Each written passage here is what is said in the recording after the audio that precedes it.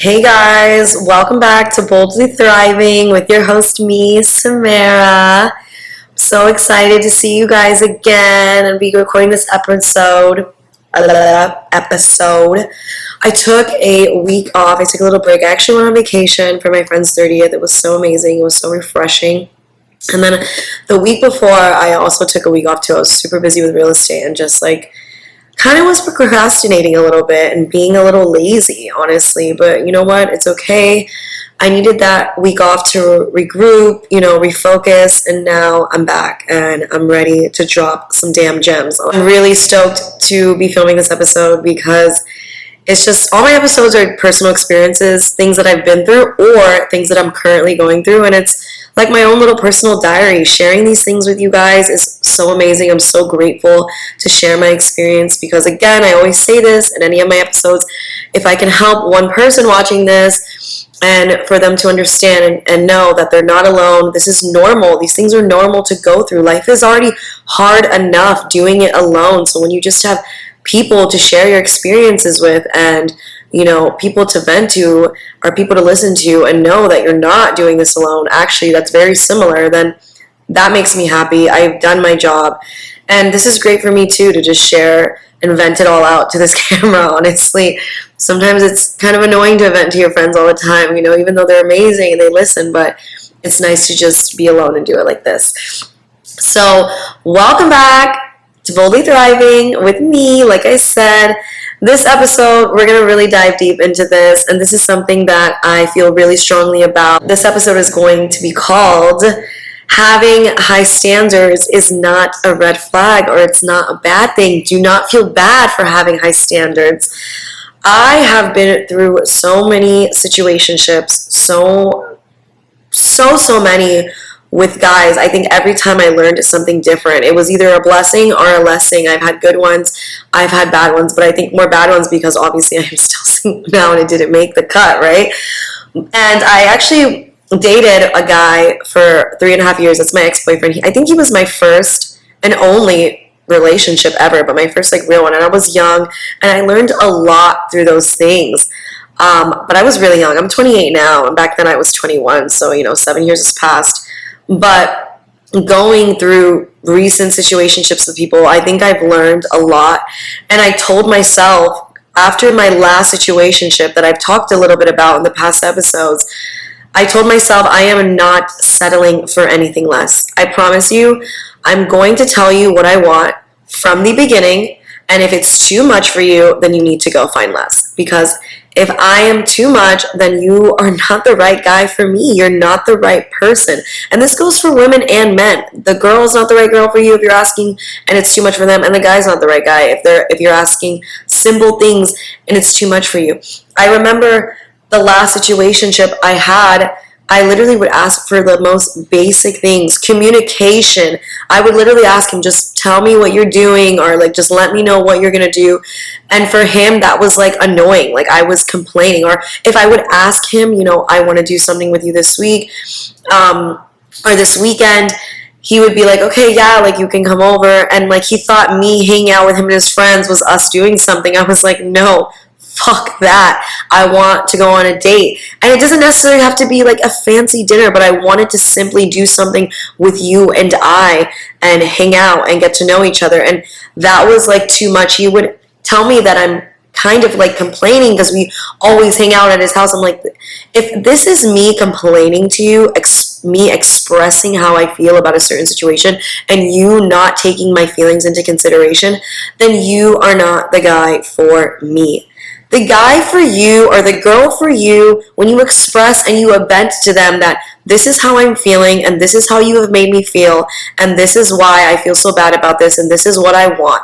If they are not understanding with that, and I'm not just talking about listening, if they're not understanding and comprehending of that, they're not the guy for you. Because the guy for you or the girl for you that is meant to be for you is going to understand, comprehend, and take action. Not just say they're going to do it, but actually take action and show you next week or whatever you guys have planned for that they listened and this is what you wanted and they followed through. And I remember him not following through at all, or if he did follow through, it was out of pity because he felt guilty, and that's never what I want. I realized all my past relationships I've always had to repeat myself multiple times. And I honestly felt so weird because I felt like I was being this nagging girl, complaining, annoying. And it was just like, in the end, I realize now, looking back, I wasn't being annoying. I wasn't asking for much. This is what I want. And if you feel that you can't deliver on this, then we should break this off. So that taught me a lot. So now going into recent, I actually joined a new gym this year and it's amazing. I got into boxing and I'm totally obsessed because it helps me take out all my frustration. If I'm having a weird day, my outlet is working out. And right now it's been boxing because I get hit stuff. And it's been so good. I actually, when I'm hitting the bag, I say affirmations like I am good enough. You didn't deserve to love me. The love that I asked for wasn't too much. I'm not too much. And if I am too much for you, go find less because someone will like me just the way I am. I say that all the time when I'm hitting the bag. And that really derived from the last situationship I was in with this guy because not only did he make me feel a little insecure about myself, he made me feel that what I was asking I could never get. And it's like, no, I can get it. What you won't do, someone else will. Please remember that. And it's really helped me a lot. And crazy thing, I've been at this gym for like maybe a month and a half now. I went into this gym just knowing that I wanted to up level my life. I wanted to leave my gym that I was up. I want to meet people. I want to network.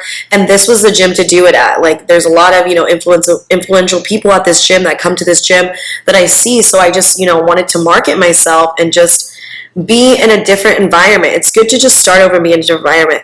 And I told myself entering this gym that I was going to set the standards. If I do meet anyone, whether it's for work, pleasure, personal, just friendship, whatever it is, I'm going to set the standard of what I want going into this and what, I want in this relationship. Again, whether it's a work relationship, a friendship, or it's a personal relationship with a guy, I'm setting the standard. And lo and behold, my friend actually put me onto this gym. So, he was like, come try it. I was like, okay, I fell in love with it. I joined literally the next 2 days, in the next 2 days. And I haven't regretted since. It's been so amazing. It's been a great outlet for me. And I met a guy at the gym. And honestly, I was going to this not looking for a guy at all. Like I said, this was something for me, just to take my mind off of things, have structure, have discipline. I met a guy and the way it happened was really cool, actually. Like, he's in my boxing class, and, the first time we have partners when we box together, and we always have to switch partners, so he was, like, one of my partners, and he's pretty good at boxing, so I was like, I don't know what the hell I'm doing. And, the first time he asked me what my name was. That's normal. Like, I ask people their names all the time. And then, whatever, that was it. The second class, he was like, I was telling him that, like, I need to hit something because, like, this is good for me, this is good out. And he's like, hit me, it's good practice for me too, like, my defense. So it was good. And then the third or fourth time, I think he asked me for my Instagram, and I was like, okay. Like, I liked the way he did it because it wasn't just, like, too pressuring. It was very just, like, subtle. You asked me my name. And I didn't really think of it as anything, I was just like, okay, he's asking me for my Instagram. Like, I always am now giving him my Instagram because you really never know who you're talking to. And especially in the real estate world, I need to make connections. You never know. And if maybe that relationship isn't going to work out now, whether it's with business, they're not looking to buy anything, you're building that. You're building rapport. So maybe in the next year they think of you and they're like, oh my gosh, I know this girl, blah, blah, blah. And if it's not with them, they're referring me to someone else. So I'm always about that. And I rather the Instagram than the number because it's personal, but it's also my platform that I market real estate. So it's a little bit better. Even though, like, my number's plastered everywhere. But still, I just like it. It makes it not as pressuring, It gives me a little, like, okay, like, he asked me for my Instagram, but, like, now I'm not obligated to, like, text him or, like, talk to him all the time. So that was good. Yeah, he asked me for my Instagram. I think now it was everything was, like, the next day, the next 2 days. So, again, it wasn't, like, too weird. We started talking. He asked me if I wanted to go running after the gym one day because I'm from Miami and, it's beautiful sights here to run through. So I was like, okay, yeah, like, let's do that. So our first date was really good. Like, I don't think it was a date, but our, like, first outing, like, hanging out was really nice. It was, again, no pressure, running, something chill. And then, like, we obviously, like, at the end of the run, we kind of, conversed. We got to know each other a little bit. He was telling me about his situation, his life right now, my life. So it was really nice. It was really nice. So fast forward, we're texting, we're, hanging out, talking. And right off the bat, I'm telling you, like right off the bat, I was super strict. I remember the day that we were running, I had to do something and I had to upload an episode, and I brought my laptop to the gym because it was uploading and I needed to make sure I got it in before the time that I scheduled my episodes for. And I remember him waiting for me, and I remember in my head feeling bad. I was like, oh my God, this guy's waiting for me. He's like waiting for me to run. It's going to get dark. But then I remember saying, what the hell are you talking about? Who cares if he's waiting for you? If this guy can't wait for you, then too bad. Like, let him go running. You need to do this. You need to get your stuff done. That right there was me setting the standard. And I remember this is one thing that I'm really working on. I'm always apologizing for things. And I remember apologizing to him. He's like, what are you saying sorry for me for? Like, get your stuff done. And that right there was obviously something that I was like, yeah, he's right. What am I apologizing for? This is something that I need to do. Obviously, I could have done it earlier in the day, but it doesn't matter. If this is what I need to get done for myself, if this is the things that I need to make priority, then I'm going to get it done. And if you're not understanding of that, then you're not the guy. That's a red flag. So right there, I was setting the boundary. He understood. I ended up working out. I finished uploading the episode. It was great. And now we could go on the run. It was perfect. And again, it was a good run. It was a good time. That was one standard I set. And I told myself, also going into this, you know, he asked me on a date again, like a real date. And I remember telling myself before I went on a date, we actually went to this really cute restaurant and the food was good, the conversation was good. And I remember going into it that like, I'm going to set the standard.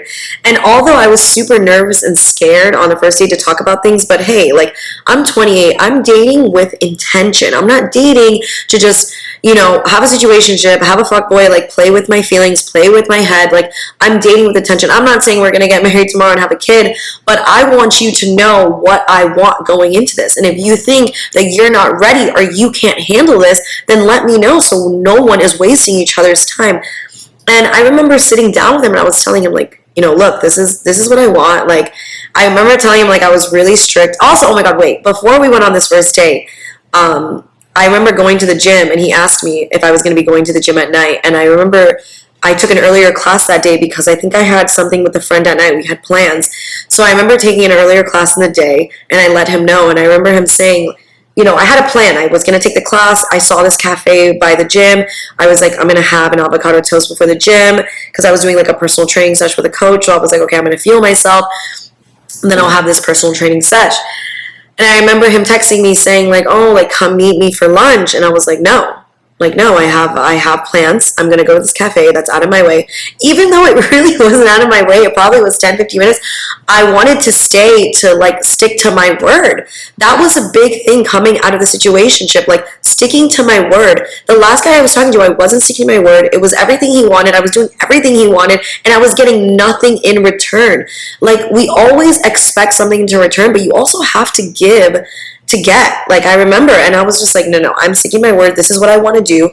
This cafe was right next to the gym. I could walk over. So it just worked for me. And I had to understand what works for you is good. Like stick to it. You know, you don't need to like switch around things for other people. Like, yes, that's okay to do, but it is okay to be selfish. And I had to understand I'm not being a bitch and I'm not trying to be a bitch, but I know it comes off like that. But I promise you, when guys see that you stick to your word, when guys see that you respect your schedule, you respect what you're doing, they'll have more respect for you. But if you're becoming too available all the time for them, then they're going to be like, okay, I can do whatever I want, say whatever I want, I'm just going to show up. So that was one of my rules. I was like, I don't want to do that. Obviously, going into it, it's a process. You know, you become a little more available. You become, you know, you start moving things around, you know, for a person when you like them and you care for them. Okay, but in the beginning, there's strict boundaries. You have to set strict rules. And again, I didn't want to come off as like this bitch, like this is what it is, this is what it is, like, you know, I'm like this drill sergeant, but you know what, this is what I want. And if you think you can't handle that, then you are not the person for me.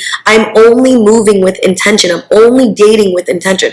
So back to the story, I remember him telling me, you know, come to this place, and I was like, look, like, no, I have plans to do this. And he was like, come on, it's right there. And not necessarily that he was like begging me, but he was like, you know, trying to convince me, you know, like a guy likes you, you know, he wants to talk to you, he wants to see you, whatever. I didn't take it as anything, and I was like, look, I put my foot down. I was like, look, I'm not coming. If you want to come over here, you can and have lunch with me. So because of that, this guy ended up showing up to the gym after I finished working out with flowers. Literally with flowers. And I was like, holy shit. And that just like clicked in my brain. I was like, you see, when you stick to your word, when you stick to your boundaries, and you stick to the standards that you set, they will understand that, okay, this girl's nothing to fuck with. She's saying what she means, she's meaning what she says. And he came after, and we actually got to sit, and like he gave a little, and so did I. So after the workout, we sat on the benches. Like there's just like this little place we sat on the benches. I had a protein shake. He gave me flowers, and we conversed for like 15, 20 minutes. And then he had to go do what he was doing, get back to his job. And then I was like, look, I have to go home. I have to change. I have things I need to do.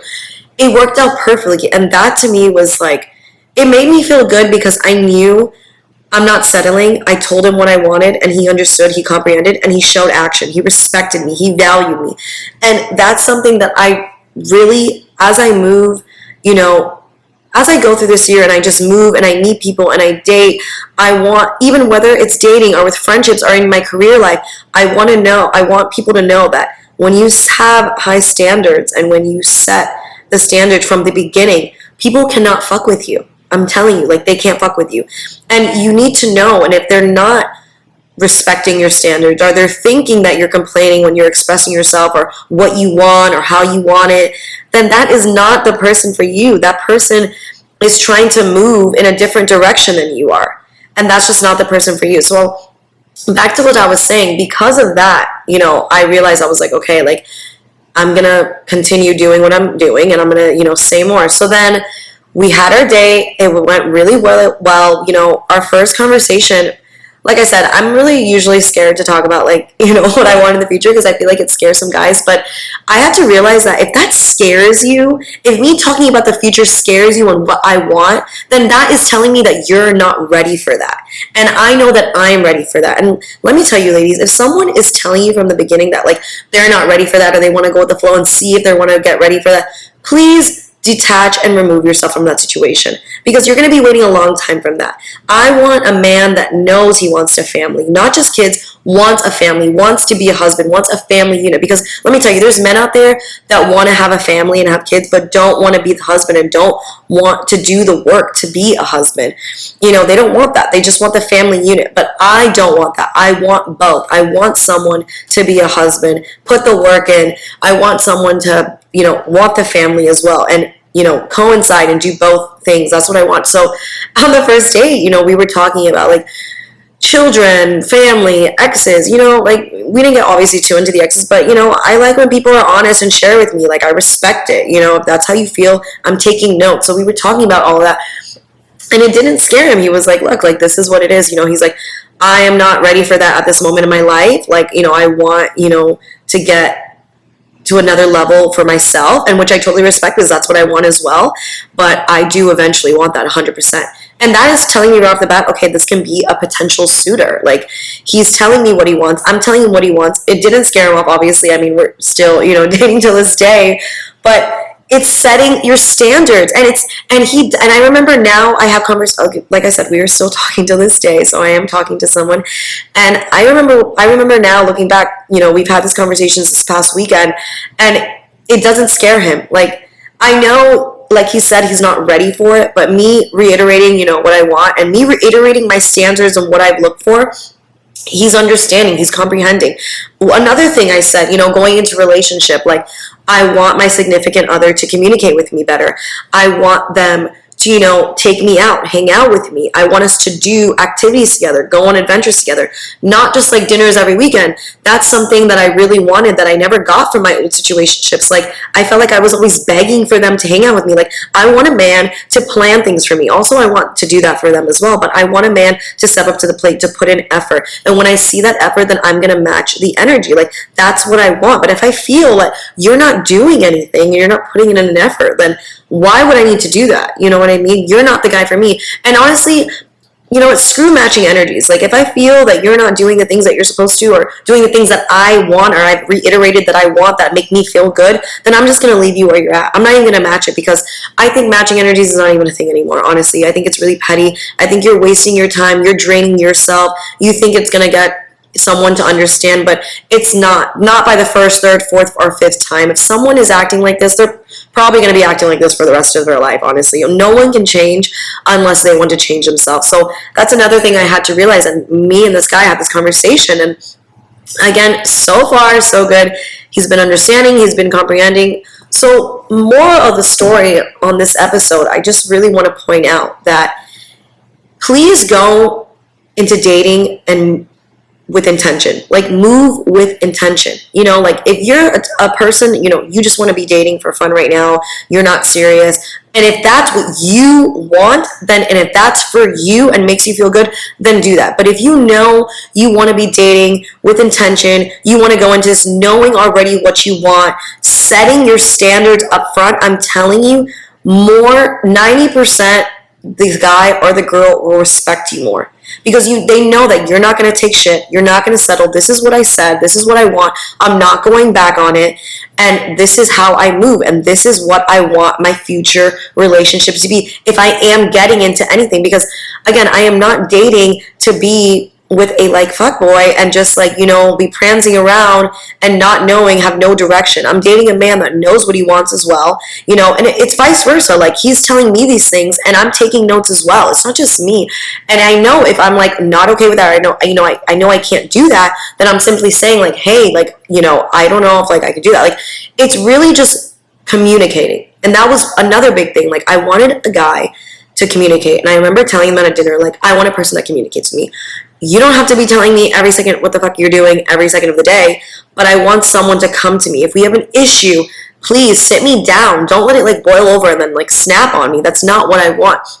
And that was another standard I set for myself, because I wasn't good at that in the end. I would always just like go with the flow, knowing that I wasn't okay with this shit, and continuing just to make sure the other person felt, you know, good about themselves, knowing that I felt so shitty about myself.